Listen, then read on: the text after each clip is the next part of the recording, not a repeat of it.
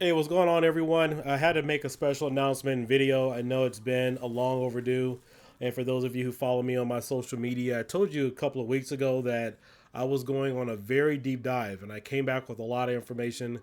But I felt that I needed to address this particular issue separate because it's been going on for the past few years. In fact, earlier on to the Pi 4 days. And so that's been the concern for a lot of reviews, things that you guys have seen in regards to single board computer gaming. Maybe you guys aren't aware of some of the facts and information that are out there.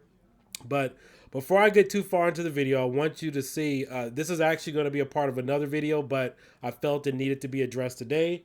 And for your enjoyment, I will be showcasing this is Starfield running on the Orange Pi 5 through my Xbox Cloud Gaming. So a couple of months ago, back in May, I proposed everyone a question. And the question that I asked everyone was, if you buy a single board computer, or when you guys buy a single board computer, and your intentions are to use it for gaming, do you plan on gaming from a desktop environment like demonstrated on some videos, or use a gaming front end like RetroPie, CoinOps, Launchbox, Batistera, Recall Box?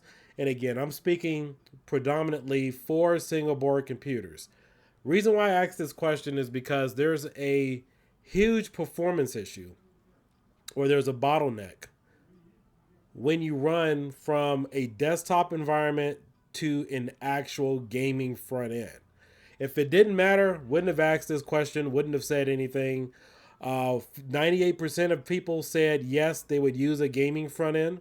Most people want some type of plug and play setup.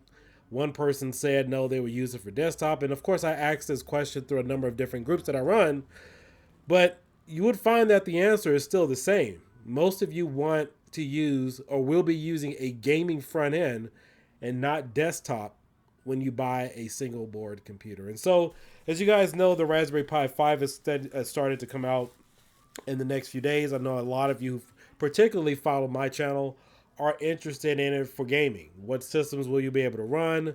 How effective will you be able to run it? And so before I move on to my next question, I definitely also want to say this. There's nothing that compares to the community of the Raspberry Pi community. In fact, I know from looking at several of the clips we have here, this was provided by Jeff Geerling. The Orange Pi 5 has better hardware. It is a much more dominant single board computer compared to the Pi 5, of course, the Pi 4. The specs and all are great. So regardless of whatever I tell you guys today, please keep in mind that the Raspberry Pi community is much more dominant over anything. However, we do know that the Raspberry Pi 5 right now is limited in hardware in terms of what it can do compared to the Orange Pi 5. But with that being said, I want to show you guys a brief video clip. This is something that I recorded several months ago. I do a lot of testing. This is raw footage. I want to play it for you, and then I'll give you my thoughts on what it is, and then I'll tell you what it is I'm about to say.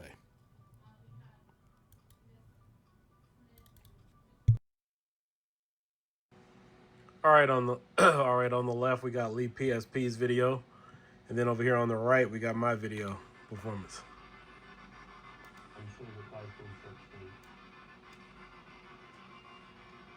This is what happens when people advertise or do a video review, different bases.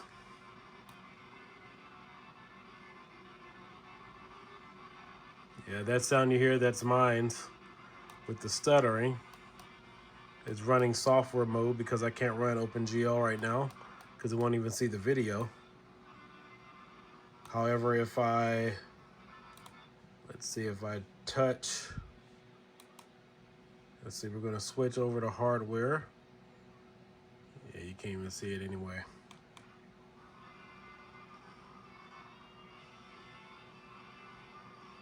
Yeah, the performance on, you guys can't see it, but the performance on it is still getting only like 25 frames per second.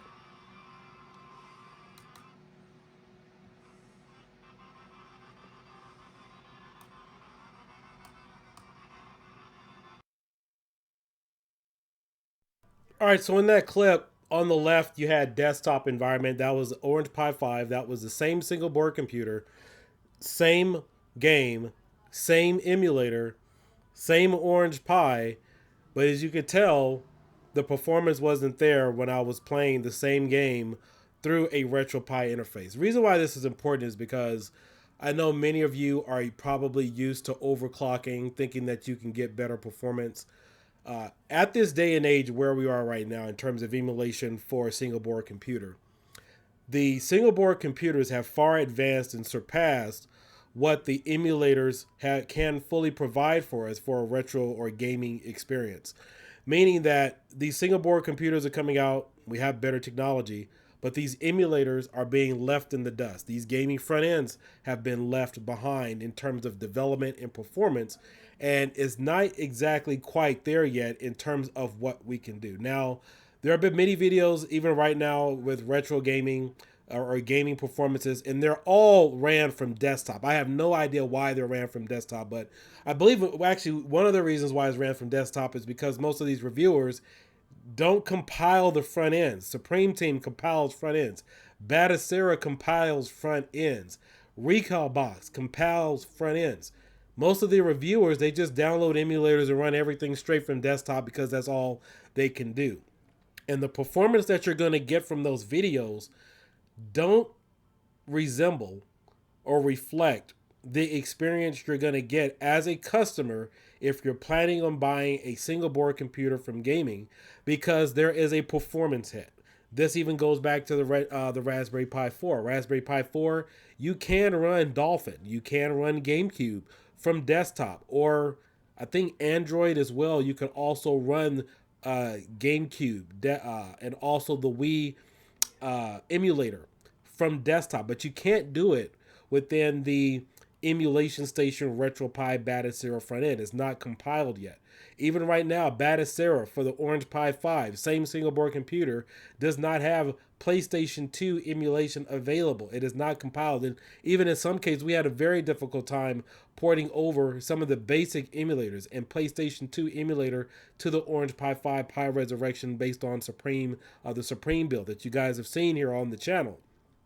And I've said this before, that post was posted back in May, just doing my homework, doing some research. And to me, I still think that it's misleading. I know most of you are planning on buying a Raspberry Pi 5. The video that I just showed you, the performance that you're going to get on the right, is what you're going to get. If the Raspberry Pi Foundation tomorrow announces Raspberry Pi 36, you're going to get the same kind of performance, because Emulation Station and some of these other gaming front ends have not caught up to the full aspect to see the full board or allow you to use either OpenGL in some cases or Vulkan drivers to take the full processing capability of that board, and so you could see it and use it for your retro gaming experience. It's just not going to happen. You will get better performances if you use Android or if you use a desktop operating system. But nobody, based upon the post that I just showed you guys and the poll that I posted, nobody's buying these devices to run desktop. I don't know why we keep showing desktop when that's not going to be indicative of the true gaming experience that you're looking for. That's why I don't do it. I could show you how something will look for an OS, but that's not what you're buying it for. You're looking to find a gaming front end that looks like this. This is RetroPie. You want to find RetroPie Batacera. You want to have your ROMs, your everything located. You're not looking to run anything from some type of desktop gaming experience. That's not what you signed up for. And so wanted to make sure I put this out there for those of you who are looking to buy a Raspberry Pi 5. The performance, even if they announce Raspberry Pi 5 or Orange Pi, whatever, 36, version 38, or version 100, if technological advances are not made with these emulators or emulation stations to allow you to use the full board, the full power of the board, you're going to be left with the same gaming experience in a typical situation that you've gotten on the Raspberry Pi 4. The Raspberry Pi 4 is capable of doing much more than it can, but Emulation Station and RetroPie is a true bottleneck. And we've gone over this time and time again that overclocking is not going to give you the results you need. In fact, I'll tell you guys one little simple thing. If you want to try to improve performance, you can start by trying to use the additional shaders. That's one way to start. The Rock chip, arcade chip 3588, which is powered by the Orange Pi 5, doesn't need to be overclocked. It's not made for that. But these emulators and these gaming front ends are so far behind these single board computers that they don't see the full aspect of the board. And I don't understand, why do we still keep reverting to desktop videos? Because the common customer, common subscriber, and person who are looking at these videos, they're going to say, wow, I can't wait to get an Orange Pi 5 or a Raspberry Pi 5 or whatever single board computer. And they're showing you, even in fact, same thing with the Rock Pi 5 that came out a couple months ago too. Everybody in every review went straight to desktop and showed you an emulation experience from desktop. And that is not going to resemble what it is you're trying to do based upon your purchase, because the mindset is, I want Recalbox, I want Batacera, I want RetroPie, and I want to load that emulator up, and I want that experience that I saw in that review. It's not gonna happen. Some of these reviewers know this. It's been talked about for the number of years, and so it's finally time that it definitely needs to be addressed, because everybody, in my opinion, I believe they're thinking that these single board computers and getting something more powerful is going to be the answer to their issue, and it's not. In fact, even if the one issue that was addressed, let's say, for example, there's advancements made to RetroPie, Batacera, or Emulation Station, if the advancements that you need to have take place so you can see the full board in its full capability in order to take advantage of Vulkan drivers and have the full spec of the board accessible to you to get the top end emulation experience that you want. If that was possible, then it would have also been possible on the Raspberry Pi 3 and even the Pi 4, and some of you may not even upgrade or even get a new single board computer, because now the focal point or those bottlenecks have now essentially been removed. So anyway, I wanted to put my 2 cents out there, because I work with this stuff, I develop it, we work on images, we fully test it. Wanted to put this out there so all of you will know that your gaming experience will not be anything that you've seen in the past few weeks with RetroPie or Batacera. And in fact, Batacera doesn't even have PlayStation 2 emulation available. Right now, it's not even compiled. And in fact, we barely got it compiled. And so I know most of you are planning to buy a Raspberry Pi 5, which is great. I got mine on order, planning on getting like 3 or 4 of those, maybe, well, actually 5 or 6, whatever the case might be. But we do have an image ready, the Supreme team, prior to the new Wayland Bookworm OS that was released.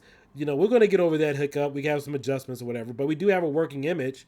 But you're not going to get that performance that you've been seeing from desktop. It's not there. In fact, you just saw evidence of what you're going to get from those types of experiences. And so, again, just to also let you guys also know, Killer Instinct, NFL Blitz won't work. I took a deep dive on that. I know exactly why it doesn't work, even on this strong single board computer on the Orange Pi 5, which outpowers the Raspberry Pi 5 and also the Pi 4. We know why it will work on the Atomic Pi. At least I know why it doesn't. In fact, it has nothing to do with some of these emulators. I'm not going to get into it right now, but I will tell you that it has nothing to do with the power of the board. In fact, the Atomic Pi, for example, is a lot less powered than the Raspberry Pi 3B and the 3B Plus, and it can run Killer Instinct just fine. And so, again, this was supposed to be a part of another video. I will make that video including some of this information, because I'm sure most of you are watching these emulation videos saying, oh, great. Ooh, we got PS2. What else can we emulate? You're seeing things run a particular way. It's not going to run that way in RetroPie. It's not going to run that way in Recalbox, Batacera. That is only going to be either an Android-based experience, or is only going to be desktop only. And as that poll said, most of you are not buying this for desktop experiences. So I've spent time during emulation, compiling front ends, working with other people in the community.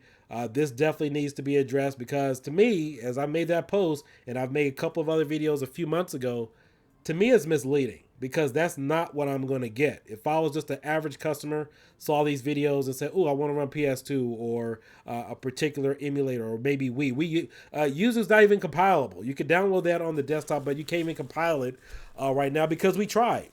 And we tried it on the Orange Pi 5, Pi Resurrection. We're going to work on some things, but for the most part, it's not compilable as of right now, as well as a number of other emulators that are currently available. So I'll keep you guys posted. I felt I really needed to make this video because, again, many of you are going to buy the board, look for some type of emulation experience. You're going to look for your RetroPie Batocera and expect that type of performance based upon what you've seen, and what I just showed you is exactly what you're going to get. So until next time, consider liking and subscribing. Had to lay out the truth out there because this is something that's also been addressed to in the past.